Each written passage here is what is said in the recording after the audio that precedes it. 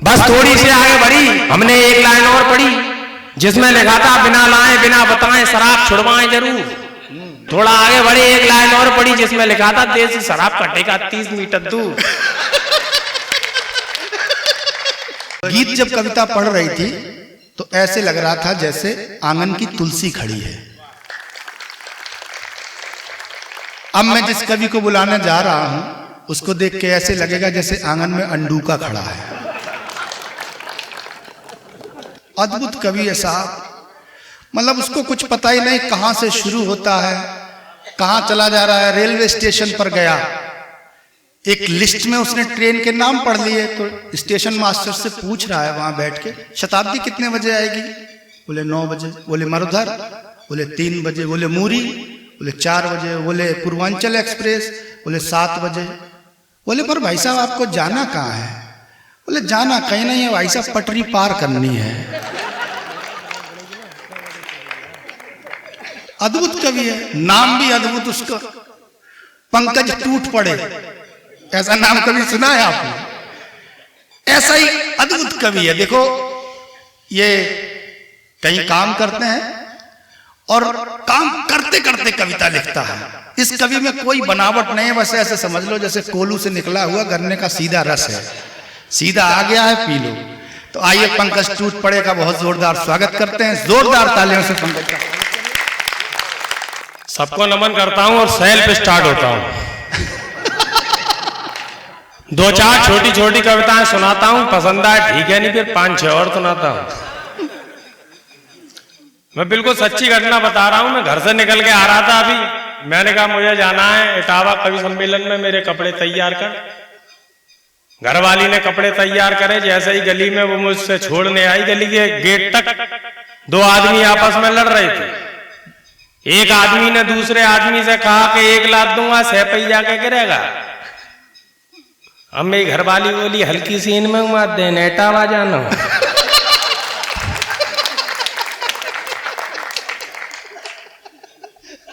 ऐसा हो जाता है भैया। देखिए घास पर मक्खन लगाकर, राजनीति के ऊपर भी सुनाता हूं सब, कि घास पर मक्खन लगाकर खा रहे थे कुछ गधे। मैंने पूछा कि तरक्की हो गई है आपकी?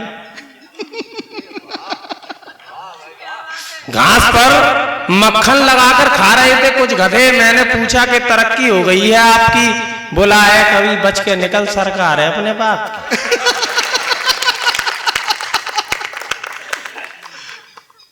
बिल्कुल सही बात बता रहे। चौधरी साहब ने कहा साहब अपने पिताजी से कि पिताजी एक भैंस लेनी है। बोले बेटा 2022 के इलेक्शन का परिणाम आ जान दे, योगी की सरकार बन जाए तो मोल ले आइयो।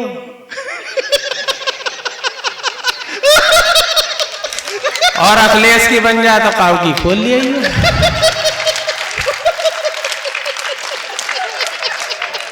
हो जाती है भैया।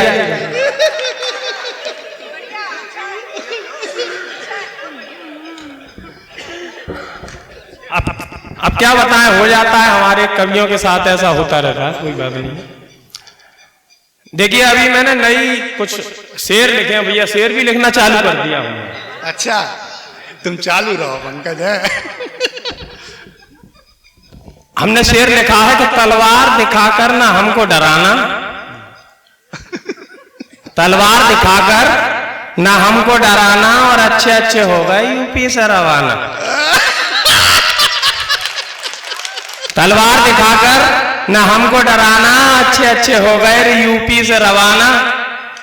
और तलवार खुद पूछ रही है कि मयान किधर है? ए भाई तेरा ध्यान किधर है?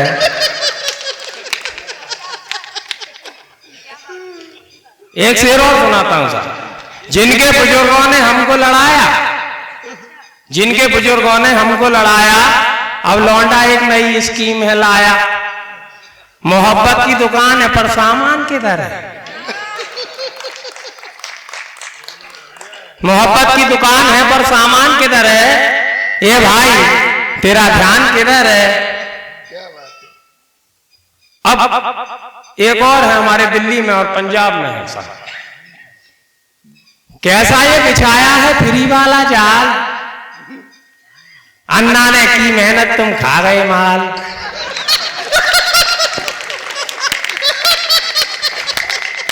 कैसा ये बिछाया है फ्री वाला जाल, अन्ना ने की मेहनत तुम खा गए माल। अब तो बंगला दिखता है, मकान किधर है? भाई बहुत बढ़िया पंकज, क्या एक बार जोरदार तालियां हो जाए पंकज के लिए। अब तो बंगला दिखता है, मकान किधर है? ये भाई तेरा ध्यान किधर है? क्या बात है। देखिए ऐसा नहीं है कि मैं बीजेपी को बख्शने वाला हूं। मैंने एक महंगाई पे मैंने राम मंदिर पर कविता बनाई दादा, मुद्दा खत्म कर दिया। बेरोजगारी बहुत है, हमको हमारी तरफ भी पेल दिया बेरोजगारी। हमने धारा 370 पर कविता बनाई साहब, वो भी मुद्दा खत्म कर दिया। अब हमने बनाई है महंगाई पे, ऐसे खत्म करके दिखाओ। हमने बनाई है महंगाई बढ़ गई है इतनी भई लाइन झप बोलो लप लाई लप लप लाई लप। दाल है महंगी तेल है महंगा, दाल है महंगी तेल है महंगा, अब रसोई का खेल है महंगा। अब घरवाली ने लिस्ट थमाई जेब कर गई भप बोलो लप लाई लप। फ्री सिलेंडर मिला हुआ है, फ्री सिलेंडर मिला हुआ है, खाली होकर पड़ा हुआ है मनोज भैया। फ्री सिलेंडर मिला हुआ है, खाली होकर पड़ा हुआ है। अब इतने पैसे कहां से लाएं भाई, योजना ठप बोलो लप लाई।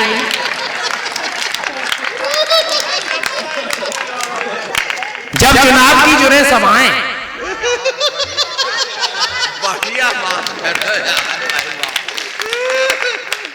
जब चुनाव की जुड़े सभाएं कोरोना जी नजर ना आए, जब चुनाव की जुड़े सभाएं कोरोना जी नजर ना आए और भीड़ देख के भजे कोरोना नेता मारे गप बोलो लप लाई लप।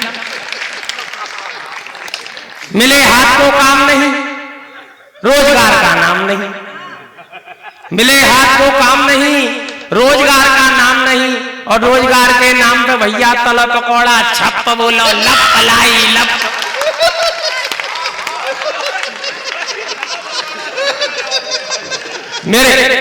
मेरी एक आदत है भैया, मेरी एक आदत है, मैं जब भी जाऊं कहीं जाता हूं बस में खिड़की पकड़ता हूं, खिड़की वाली सीट, और बगल में जो विज्ञापन होते हैं उनको पढ़ता हुआ जाता हूं। देखिए वहीं से हाथ से निकलता है।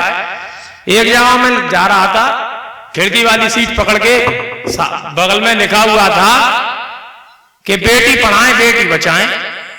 थोड़ा आगे और बढ़े, एक लाइन और पड़ी जिस पे लिखा था अनचाहे गर्भ से छुटकारा पाएं। बस थोड़ी सी आगे बढ़ी, हमने एक लाइन और पढ़ी जिसमें लिखा था बिना लाए बिना बताएं शराब छुड़वाएं जरूर। जिसमें लिखा था बिना लाए बिना बताएं शराब छुड़वाएं जरूर। थोड़ा आगे बढ़े, एक लाइन और पढ़ी जिसमें लिखा था देसी शराब का ठेका 30 मीटर दूर। जिसमें लिखा था देसी शराब का ठेका 30 मीटर दूर। आगे लिखा था पढ़ेगा इंडिया तभी तो बढ़ेगा इंडिया। आगे एक लाइन और पढ़ी जिसमें लिखा था असली काम सूत्र की किताबें यहां उपलब्ध हैं। एक जगह लिखा था मोटापे से परेशान। थोड़ा आगे एक लाइन और लिखी थी आसान किस्तों में जैक द्वारा उठवाएं लेंटर।